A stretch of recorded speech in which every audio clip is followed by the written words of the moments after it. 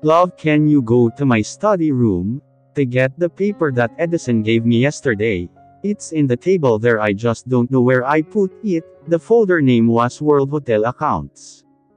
Okay, I will get it. Sagot ni Phoebe sa asawa. Maagang umalis si Sebastian kaninang umaga.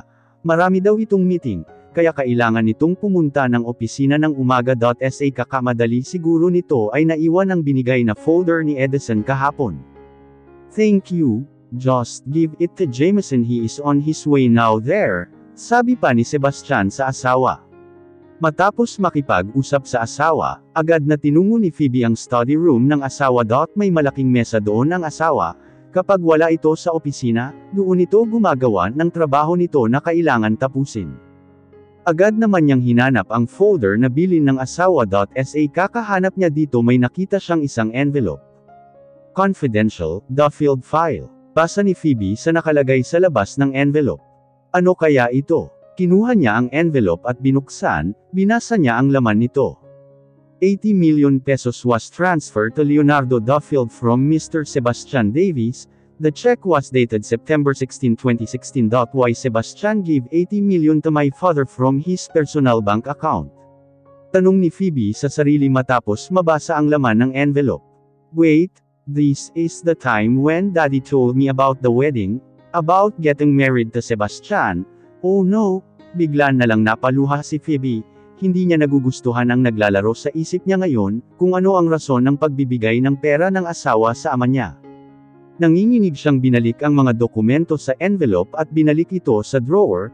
Dali-dali siya lumabas ng study table.sa. Pagdaan naman niya sa living room ay siyang pagdating ni Jameson. Mrs. Davies, are you okay? Napansin kasi niya na parang umiiyak ang among babae. Yes, Jameson, I'm fine. Heto na pala yung folder na pinapakuha sa'yo ni Sebastian. Inabot niya ang hawak na folder kay Jameson. Gusto niyang puntahan ang ama ngayon, para itanong ang tungkol sa 80 million pesos, hindi siya matatahimik hanggat di niya nakakausap ang ama. I need to see Daddy and ask it personally, sabi ni Phoebe sa sarili. Naghanda na siya ng sarili upang puntahan ang ama, ngunit bago pa man siya makaalis ay may natanggap siyang tawag mula kay Margie. Sissy, where are you? Bakas sa boses nito ang pag-alala. Nasa bahay pa ako, bakit may nangyari ba? Tak ang tanong niya kay Margie, balak niya muna sana na puntahan ang ama sa opisina nito, at saka siya pupunta sa studio niya. You need to come quickly here. May nangyari sa mga pictures ng Elite, at gusto ka makausap personally ni Mr. Chua. Ang contact nila sa Elite magazine, halata sa boses ni Margie ang taranta. Paanong nagkaroon ng problema, di ba ikaw ang nagdala ng mga pictures na yun? Tanong niya sa kaibigan. Ang mga pictures na yun ang ilalagay sa next month issue ng Elite, at hindi ito pwedeng mawala. Habang kausap niya ang kaibigan ay tinungo na niya ang sasakyan niya. Lately pinapayagan na siya ni Sebastian na mag-drive ng kotse niya, at hindi na nila naabala pa si Jameson para ipag-drive siya. Siniguro ko kahapon na nadala ko siya sa opisina nila, di ba tayong dalawa lang personally ang nagdadala ng mga pictures nila? Sabi ni Margie. Just relax there, I will be there in 30 minutes, tell Mr. Chua that I'm coming, kampanteng sabi niya. In just less than 25 minutes ay nakarating na si Phoebe sa studio niya. Nandoon na abutan na niya si Mr. Chua na nag-aantay sa kanya, pati si Margie na hindi na may pinta ang mukha, agad naman niyang kinausap si Mr. Chua. Grabe si lifesaver ka talaga, nakangiting sabi ni Margie, tapos na nilang kausapin si Mr. Chua, na-solve na nila ang problema. Nakasanayan na kasing gumawa, ng 3 kopya lagi ng mga picture na na-edit na at na-finalize na nila, si Phoebe para mga ganitong pangyayari ay handa sila, kaya ngayon nagawa nilang bigyan agad ng kopya si Mr. Chua. Good thing talaga ako at nakagawa ka ng copy ng mga pictures, kundi lagot na tayo, malamang wala na sa atin ang Elite, dagdag na sabi pa ni Margie. Kaya next time double ingat, don't forget them to make sign on the receiver sheet. Hindi nila magawang makipagtalo kay Mr. Chua, dahil hindi napapirma ni Margie ang receiver sheet, kaya wala silang masabi kung sino ang nag-receive ng mga pictures. Pero natatandaan ko yung babaeng pinagbigyan ko. Ang sabi niya kasi ay napirmahan na niya ang lahat ng pipirmahan niya. Yun pala di naman siya pumirma, paliwanag ni Margie kay Phoebe. That's why next time don't live there, without double-checking everything, nang sa ganun mawala man nila ang mga pictures, wala na tayong kasalanan nun, paalala ni Phoebe sa kaibigan. Ma'am Phoebe, you have a package po. May iniabot na malaking envelope si Ivory kay Phoebe. Kanino galing? Tak ang tanong niya, wala siyang ini-expect na kahit anong package. Wala pong nakalagay na sender name ma'am, basta ang sabi lang ng messenger para kay Phoebe Davis po. Hala sisi, wag mong tanggapin, ipatapon mo na kay Ivory agad, baka harmful yan, takot na sabi ni Margie. Wala naman sigurong sasabog dito, kapag binuksan ko siya, sige na Ivory, iwan muna kami, kalmadong sabi ni Phoebe. Okay po ma'am, umalis na si Ivory. Pagkaalis ni Ivory ay binuksan na ni Phoebe ang envelope. At ang laman ng mga yun, ay litrato nila Hemira at Sebastian na kumakain sa restaurant. Sa mga pictures ay makikita mo na napaka-sweet ng dalawa. May isang litrato pa na sinusubuan ni Hemira si Sebastian, pero pinunasan naman ni Sebastian ang bibig ni Hemira. Chinek pa niya ang ibang litrato, meron mga picture na tila namamasyal ang dalawa, pamilyar sa kanya ang lugar. Sa Italy, hindi siya pwedeng magkamali, kabisado niya halos lahat ng lugar sa Italy, dahil sa dalas niyang magtungo doon noon. Ano ba yung laman at hindi ka nakumibo dyan? Tak ang tanong ni Margie, bigla kasi natahimik si Phoebe. Hindi sumagot ang kaibigan ay siya na ang nagkusang tignan ang mga tinitignan ng kaibigan. OMG! Si Papa Sebastian at ang hitad na si Hemira. Para silang mag-asawa sa mga litratong kulang na lang langgamin sila sa kaswitan, gulat na sabi ni Margie. There is more secrets needs to unfold, basa ni Phoebe sa isang papel na nakasama sa mga pictures. So ibig sabihin nagsinungaling nga sa'yo si Sebastian tungkol sa pagpunta niya sa Italy, sabi ni Margie. I don't know Margie. But the pictures said yes. I thought the Italy thing's already closed, pero hindi pa pala. And what does it means na marami pang secret na mau-unfold? Malungkot na sabi ni Phoebe, nasasaktan siya sa mga nakikita niyang pictures, parang lumalabas kasi ay may secret ong relasyon ang asawa niya at si Hemira. Nasa harap na niya ngayon ang ebidensya na nagsisinungaling nga ang asawa, tungkol sa pagpunta niya sa Italy, pero bakit ayaw tanggapin ng puso niya, masakit malaman na nagsinungaling sa kanya ang taong mahal na mahal niya. What is your plan now? Sasabihin mo ba ito sa asawa mo? Sunod-sunod na tanong ni Margie. Hindi ko alam, kanina na magulo ang utak ko, kanina may nakita ako sa mga gamit niya na documents, na nagsasabi na nagbigay siya ng 80 millions kay Daddy, kwento ni Phoebe kay Margie. 80 million. Kailan? For what? Gulat na sabi ni Margie. Yes, 80 million. The day Dad told me about the wedding, iyon ang araw na nag-transfer siya ng pera kay Daddy. Reason? I didn't able to see, malungkot na sabi ni Phoebe. Gusto niyang tanungin ang asawa, kung para saan iyon, pero natatakot siya na marinig mismo sa bibig ni Sebastian ang dahilan, at baka hindi niya kayanin ang katotohanan. Don't tell me, pinigilan ni Margie na sabihin ang naisip niya na dahilan, dahil alam niyang masasaktan si Phoebe. It's okay, iyan din naman ang iniisip ko. Ano pa nga ba ang magiging dahilan niya, para magbigay ng ganun kalaking halaga kay Daddy? Mapait na sabi ni Phoebe. Hindi pa man kumpirmado ang rason, ay nasasaktan na siya, paano pa kaya kapag narinig na niya mismo ito? Bakit hindi mo siya tanungin? Baka kaya di niya sinabi para hindi ka masaktan, pagpapagaan ni Margie sa sitwasyon ng kaibigan. He promised to be honest to me Margie, karapatan ko yun na malaman dahil tungkol sa buhay ko yun, hindi na napigilan ni Phoebe ang umiyak. Agad naman siyang niyakap ni Margie. Natatakot akong malaman ang katotohanan Margie, baka di ko kayanin. Ano bang ginawa kong masama para danasin ko ang lahat ng ito? Puno ng hinanakit na sabi ni Phoebe. Wala, mabait kang tao Phoebe, just be strong, hindi pa naman natin alam ang totoo, at kahit masakit kailangan mong harapin yun, kasi alam ko hindi ka matatahimik, hanggat hindi mo nalalaman ang lahat, pero lagi mong tandaan nandito lang ako lagi sa'yo, hinding-hindi kita iiwan kahit iwan ka na ng lahat. Malumanay na sabi ni Margie, kaibigan niyang matalik si Phoebe simula bata pa lang sila, nakita niya kung gaano kabait na anak, kapatid at kaibigan si Phoebe, kaya hindi rin niya matanggap ang mga pasakit na nararanasan nito ngayon, nakita niya kung gaano nasaktan si Phoebe nang tinalikuran siya ng daddy niya, at higit sa lahat ang pagkamatay ni Tita Valerie. Sa panahon na nagluluksa ito, ay nakikita na lang niya ang kaibigan na nakatulala sa isang sulok, at pagkatapos ay iiyak na lang, awang-awa siya noong kay Phoebe at ayaw man niyang maulit iyon sa kaibigan. She deserved to be happy. Alam ko Margie, thank you for always being there for me, nakangiting sabi ni Phoebe kay Margie. Ma'am, Mr. Davis is in the line po, hindi niyo daw po sinasagot yung cellphone, kanina pa siya tumatawag, tawag ni Ivory sa intercom ni Phoebe. Tinignan ni Phoebe ang cellphone niya, at nakita na may 20 missed call na ang asawa. Tell him I am in the meeting right now, Ivory. Ayaw muna niyang kausapin ang asawa sa ngayon, lalo na galing siya sa pagyak, magulo pa ang utak niya sa mga nalaman niya ngayon araw. Okay ma'am. Maya-maya lang muling tumawag sa intercom si Ivory. Ma'am, Mr. Davis insisting that he wants to talk to you. Kausapin mo na si baka importante ang sasabihin ng asawa mo, sabi ni Margie, alam niya na gusto munang iwasan ni Phoebe si Sebastian. I'll take the call, Ivory, sabi ni Phoebe. He is in line too, ma'am.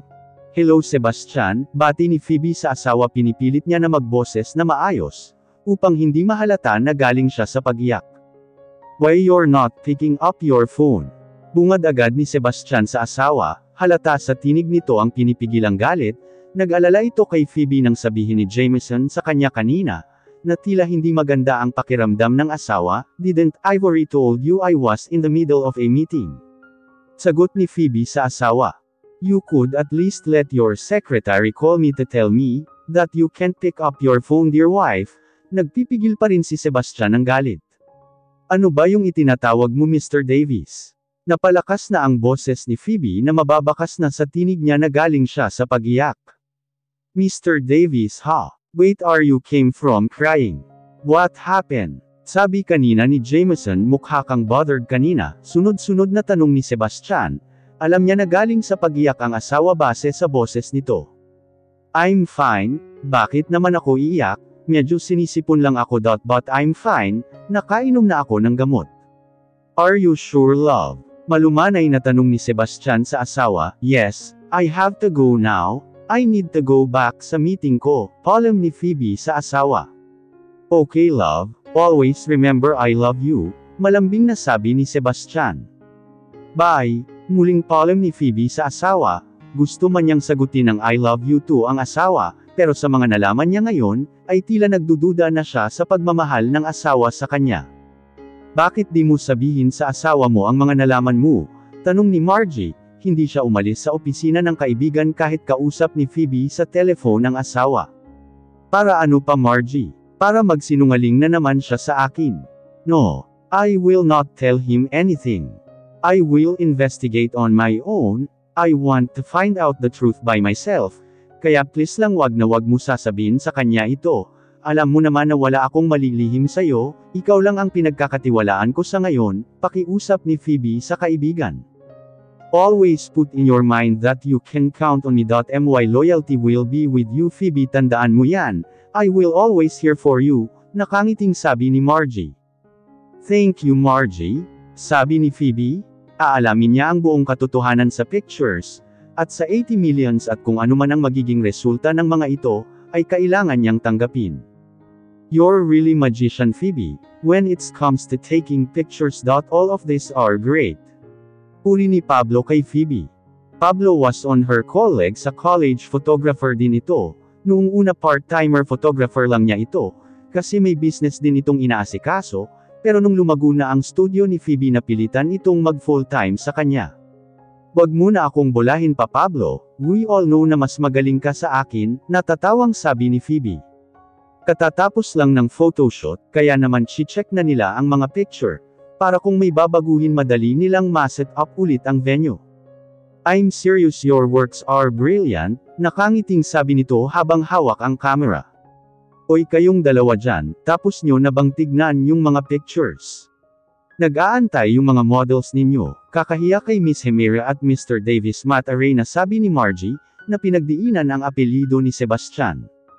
Kanina pa kasi masama ang tingin ni Sebastian kay Pablo, mukhang nagseselos ito dahil sa sobrang close ngayon ng dalawa. Ang magaling niyang kaibigan manhid di man lang nahahalata. The pictures are great. I think we can pack up na for this photoshoot, Unless di na naman magugustuhan ni Miss Hemera, sabi ni Pablo, na silang tatlo lang nila Margie at Phoebe ang nakakarinig. Kanina niya pa kasi napapansin na mukhang pinapatagal ni Hemera ang photoshoot. No, she should like it na, dahil kung hindi maghanap na siya ng ibang photo studio, na magko-cover ng magazine dahil hindi napapayagan yung kamalditahan, look pagod na yung mga staff natin, dahil sa kartihan niya, mataray na sabi ni Margie, kanina pa kasi siya nagtitimpi sa kartihan ni Hemera, kliyente nila ito kaya hanggat maaari ay pinagbibigyan nila ito. No, tell them to pack na. The photo shoot was already done, bukas naman ulit for the next location, maautoridad na sabi ni Phoebe. Pagod na rin siya kaya kahit hindi pa magustuhan ni Hemera ang mga pictures ay titigil na sila. Agad naman nagmarcha sila Margie sa kinaroroonan nila Hemera at Sebastian, para sabihin na ang utos ng kaibigan. Maya-maya lang ay lumapit ulit si Margie sa kaibigan. Yung asawa mo nagsusungit na, puntahan mo nga sandali, hindi na kasi may pinta ang itsura ni Sebastian nung puntahan niya. Bakit ano nangyari? Inosenteng tanong ni Phoebe. Ay, try mo kaya puntahan nang malaman mo masyado kang manhid, mataray na sabi ni Margie. I don't understand you Margie. Hindi maintindihan ni Phoebe ang gustong sabihin ng kaibigan. Wag na maraming sinasabi, puntahan mo na lang muna ang asawa mo, tulak ni Margie sa kaibigan. Wala naman nagawa si Phoebe para puntahan si Sebastian, na nakaupo sa tent na tinayo nila para sa mga model. Love okay na ang mga pictures. You did a great job, sabi ni Phoebe sa asawa nang makalapit siya dito. Tumayo naman si Sebastian, para salubungin na ang asawa, at agad pinaikot ang mga kamay sa bewang ng asawa, what's wrong? Takang tanong ni Phoebe sa inakto ng asawa. Nothing, sabi ni Sebastian na pinipigilan ang galit na nararamdaman. Nagseselos siya sa nakita niyang closeness ni na Pablo at ng asawa niya, ayaw niya na may ibang lalaking hahawak sa asawa niya, makakasuntok siya ng di oras. So since tapos na ang photoshoot, we can go now, sabi ni Sebastian, gusto na niyang masolo ulit ang asawa. I can't, nakangiting sabi ni Phoebe. Why? Kunot nung tanong ni Sebastian. I will help the staff to pack. At may pag-uusapan pa kami nila Margie, and the rest of the team. So mauna ka na muna, promise susunod ako agad, just give me 1 hour, sabi ni Phoebe sa asawa. 1 hour. Help them pack, di na napigilan ni Sebastian, na mailabas kanina pa niya pinipigilan ang inis na nararamdaman. Yes, may problema ba doon? Takang tanong ni Phoebe, bakit biglang nenas ang asawa sa sinabi niya. May problema ba doon? That's why you have staff Phoebe to do the other works, that's why they called you the photographer and the boss, para sila ang gumawa ng dapat na trabaho nila, hindi mo sila kailangan tulungan, dahil ikaw tapos na ang mga trabaho mo, galit na sabi ni Sebastian, nadala na siya ng selos na nararamdaman niya. Ang isipin magstay pa ang asawa kasama ang lalaking iyon ang kinakagalit niya. Anong problema mo?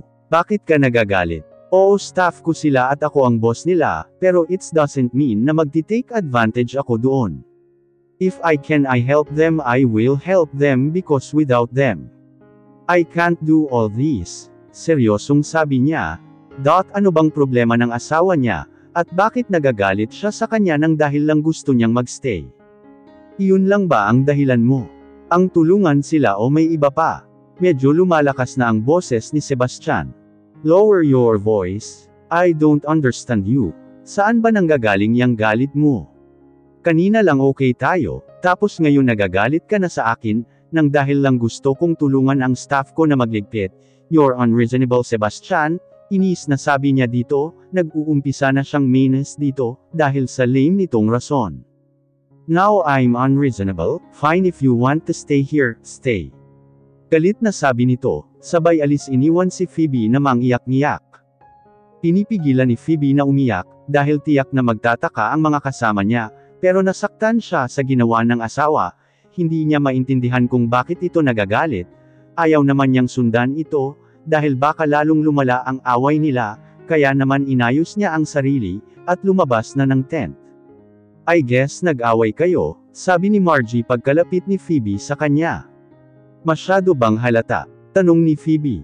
Hindi, pero dahil best friend mo ako, alam ko, at dahil nakita ko si Sebastian na nag-walk out, seryosong sabi ni Margie. Nagagalit siya dahil gusto kong tumulong sa inyo. Ano bang masama doon? Para siyang batang maliit na nagagalit, inis na sabi ni Phoebe. Hindi pa rin nagets ni ate girl, Mataray na sabi ni Margie. Ikaw kanina ka pa ganyan. Ano bang ibig mong sabihin? Inis na sabi ni Phoebe. Isa pa itong si Margie. Nagseselos ang asawa mo kay Pablo kanina, habang nag-uusap kayo tungkol sa mga pictures? Manhid ka masyado para di mahalata, sabi ni Margie. Nagseselos siya kay Pablo. Why? Natural, kailangan namin mag-usap ni Pablo, para sa mga pictures, kami ang mga photographer. Galit na sabi niya kay Margie, hindi niya maintindihan kung bakit kailangan ni Sebastian na magselos kay Pablo. Ay manhid ka nga, natural, mahal ka ng asawa mo. Sa way niyo mag-usap kanina ni Pablo magseselos ngayon, sabi ni Margie. Of all people Margie, ikaw ang nakakaalam na ganun talaga kami ni Pablo, depensa ni Phoebe. Oo, ako alam ko yun at yung ibang staff, pero yung asawa mo hindi, lalaki si Pablo. Phoebe, kaya hindi mo maiaalis sa asawa mo na magselos. He should tell me, hindi yung nagagalit siya ng ganun-ganun lang, unreasonable pa rin siya, kaya bahala siya, sabi ni Phoebe sabay alis, at pinunta ng ibang staff.